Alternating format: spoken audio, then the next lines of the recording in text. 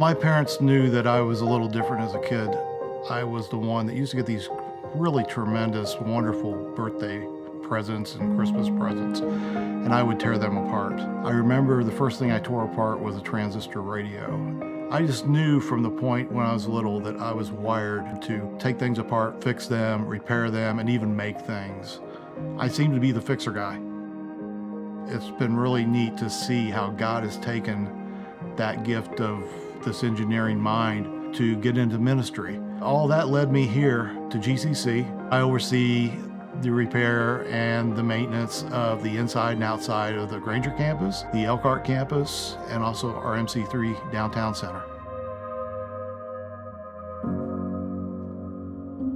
About 4 or 5 years ago, I started noticing some changes, starting to get fatigue and some headaches.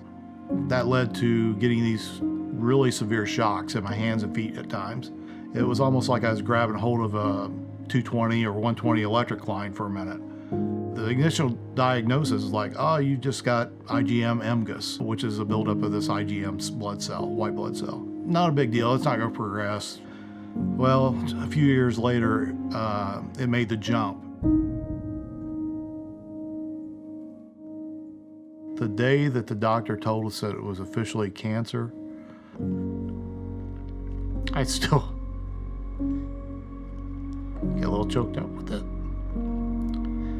because I couldn't believe it's like, wow. I really struggled that afternoon. We didn't even talk a lot about it. I didn't really feel sorry for myself. I felt sorry for my wife. Chemotherapy messes with your body, your brain a little bit. And just knowing that you're putting this poison in your body and it's still not fixing it, it's just prolonging, that gets really hard. Because I honestly did think a few times, like, wow, wouldn't it be better if I just took the car outside and just drove it into a tree? Dying to have life insurance, should be all right. I could not believe my thought patterns went there. I had to work through a lot of things because of this mind, the way it works. I want to be able to actually see, feel, taste. And how do you do that with something that is there but not seen? Sometimes I wish it was just one spot right here and you could just take it out and get rid of it. People look at me and say, well, you look really good today. I'm glad I look really good today to you, but honestly, I'm really hurting inside really bad today. So I don't know how much time I've got. The treatment's not gonna fix it.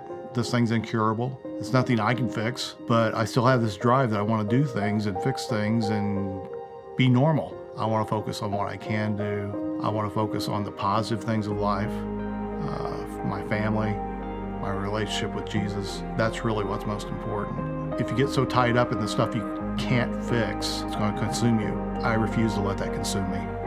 I have a legacy of kids and grandkids. I want them to see the best of their granddad and their dad. I want them to see Jesus in me.